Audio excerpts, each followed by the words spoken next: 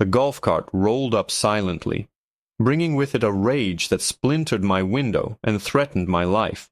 They had no idea who I really was, or the powerful secret I was protecting. The air in my unmarked sedan was thick with the scent of pine and privilege. I was parked on a quiet, curved street in an exclusive gated community, the kind of place where the manicured lawns looked like they were cut with scissors, and the sprinklers whispered secrets to each other across acres of perfect green. My target residence was 3 houses down, a sprawling beige McMansion with a slate roof. Surveillance is 90% boredom and 10% sheer terror. And for the last 4 hours, I'd been firmly in the boredom camp. My job was simple: observe, report, and stay invisible. I was so focused on the house, mapping the movements of the domestic staff, and timing the private security patrols, that I didn't notice the golf cart until it was right alongside my window. It had silently rolled up on its electric motor, a predator in its natural habitat. The man behind the wheel was a caricature of suburban authority. He wore a crisp, white polo shirt with the community's logo embroidered on the chest, khaki shorts, and a face that seemed permanently pinched in a scowl. A sun-bleached golf visor did little to hide the suspicion in his pale blue eyes. In the passenger seat of the cart, nestled in a bag, was a full set of gleaming irons and woods. He killed the motor and leaned over, tapping on my window with a thick, meaty knuckle. I lowered it a few inches, the meticulously conditioned air of my car mixing with the humid afternoon. "You lost, pal?" he asked. His voice was a low growl, the kind of tone that isn't asking a question but making a statement. His eyes did a slow, deliberate crawl over my face, my clothes, the leather of my car seats. I'm a black man in a high-end vehicle in a neighborhood where the only other black faces I'd seen were wearing uniforms of a different sort. Landscapers, nannies, delivery drivers. I knew exactly what this was. "Just enjoying the view," I said, keeping my voice even and calm. My hands stayed where he could see them, resting on the steering wheel. "This is a private community," he grunted, his gaze hardening. "Not a scenic overlook. Folks around here get nervous when they see unfamiliar vehicles just sitting around." The slight pause he took before unfamiliar vehicles was loaded with meaning. "I'm not causing any trouble," I replied. My mission was sensitive.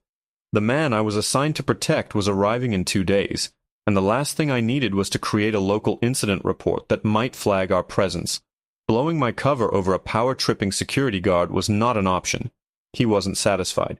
He got out of the cart, and my internal alarm bells started ringing. He was a big guy, with a paunch that strained the buttons of his polo, but he moved with a certain confidence. He reached into the golf bag and pulled out a 9-iron, gripping it like a nightstick. He walked around to the front of my car, pretending to read my license plate, all while tapping the head of the club against his open palm. Thwack, thwack, thwack. The soft rhythmic impact was a drumbeat counting down to something ugly. "I'm going to need to see some ID," he said, his voice louder now, more authoritative. "And I'm going to need you to tell me exactly what your business is here." This was the crossroads. I couldn't show him my real ID. It would compromise everything. I had a cover ID, a driver's license that identified me as a real estate consultant, but something told me this guy wasn't going to be satisfied with that. He wasn't looking for an explanation. He was looking for a confrontation. "Look," I started, trying to de-escalate one last time. "I'm just waiting for a client. I can move along if I'm making you uncomfortable." "You're making the residents uncomfortable," he spat back, taking a step closer to my driver's side door. The 9-iron was no longer tapping his palm. He was holding it now in a 2-handed grip, like he was about to take a swing. "Now let me see that ID, or I'm calling the county sheriff and having you dragged out of here for trespassing." My training screamed at me. Threat. Neutralize. Survive. But my mission parameters screamed louder.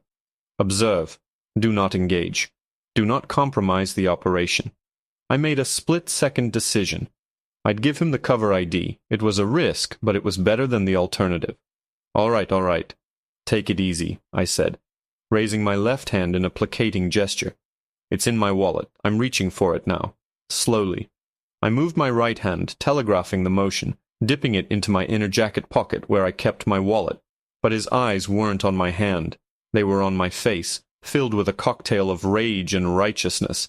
He saw my movement not as compliance, but as defiance. Maybe he thought I was reaching for a weapon. Maybe he just didn't care. The world exploded in a shower of shattered glass. The 9-iron came down with incredible force, obliterating my passenger side window. Shards of safety glass sprayed across the interior of the car, peppering my face and arms. The sound was like a thunderclap inside the confined space, leaving my ears ringing. For a heartbeat, I was stunned. He'd actually done it.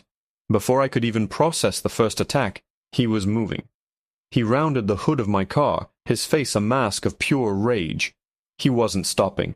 He wasn't waiting for the police. He was coming to finish it himself. He raised the club again, this time aiming for me. My mission, my cover, my orders, they all evaporated in a flash of adrenaline and self-preservation. This wasn't about the job anymore. This was about survival. He yanked on my door handle, but the car was still locked. He roared in frustration and drew the club back for a swing at my window, the one right next to my head. I had no other choice.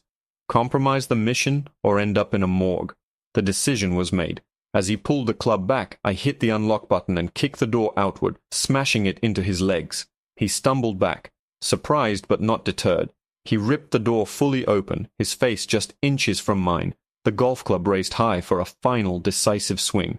And that's when his eyes locked onto the seal of the United States Secret Service, on the credentials in my left hand, and the muzzle of the Sig Sauer P229 pointed directly at his chest from my right. For a long moment the world was silent except for the frantic ringing in my ears and the soft whisper of the sprinklers next door.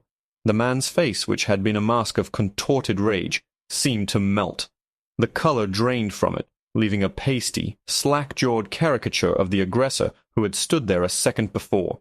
His knuckles were white on the grip of the 9-iron. Then, as his brain finally connected the image of the seal and the gun with the reality of his situation, his fingers went limp. The golf club clattered onto the pristine asphalt with a sound that seemed ridiculously loud in the quiet street. His eyes, wide with terror, flicked from my face to the muzzle of my Sig, then to the gold-embossed credentials in my other hand. The words, United States Secret Service, were unmistakable. "Federal agent," I said, my voice as cold and hard as the steel in my hand. "On your knees. Now." My training had taken over completely.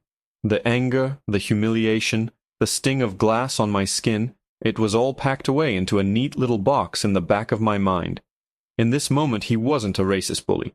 He was a hostile subject who had just committed assault on a federal officer.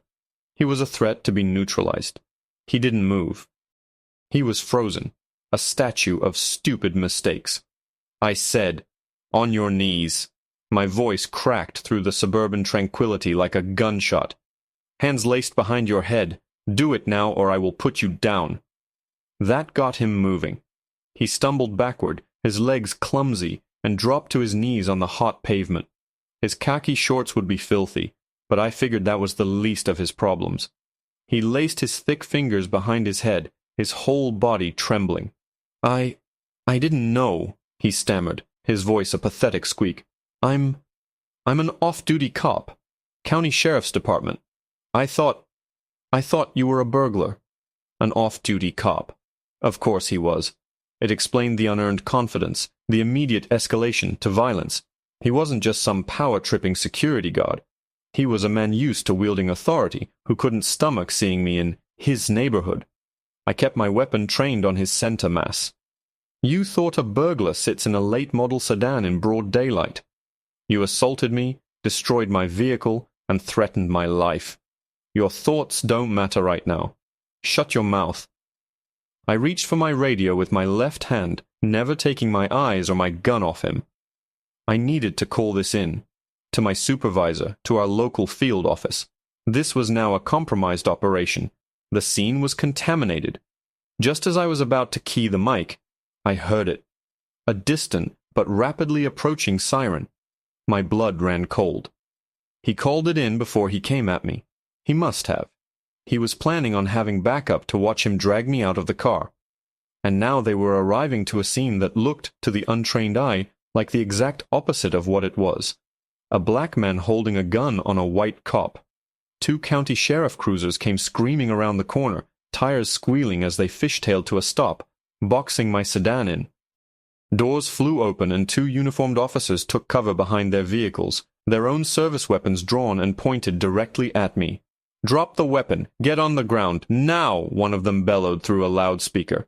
I remained still, my gun still trained on the kneeling man. Dropping my weapon wasn't an option. Not yet. Not while the original threat was still unsecured. "I am a federal agent," I yelled back, my voice strained. "This man assaulted me. My credentials are in my left hand. I don't care who you are. Drop your weapon. Last chance." The kneeling cop, the man who had caused all of this, saw his chance. A flicker of his old arrogance returned to his eyes.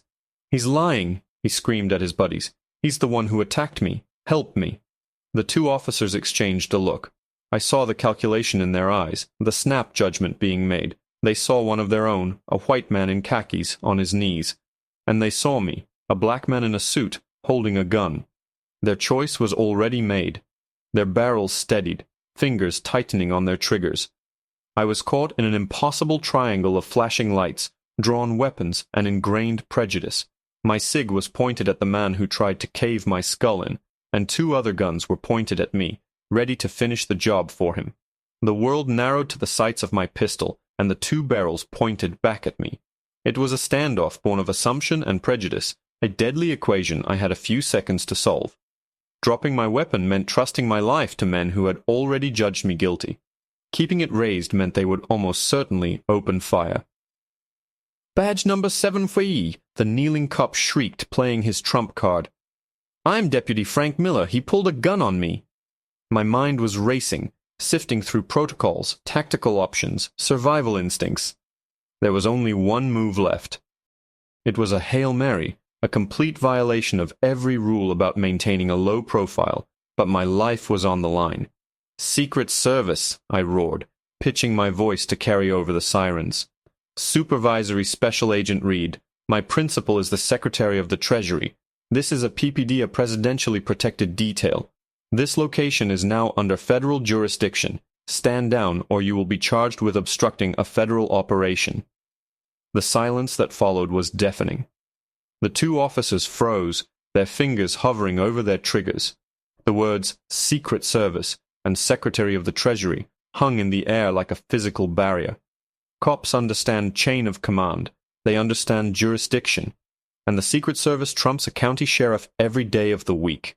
One of the officers, the younger one, cautiously lowered his weapon a few inches and reached for the radio on his shoulder.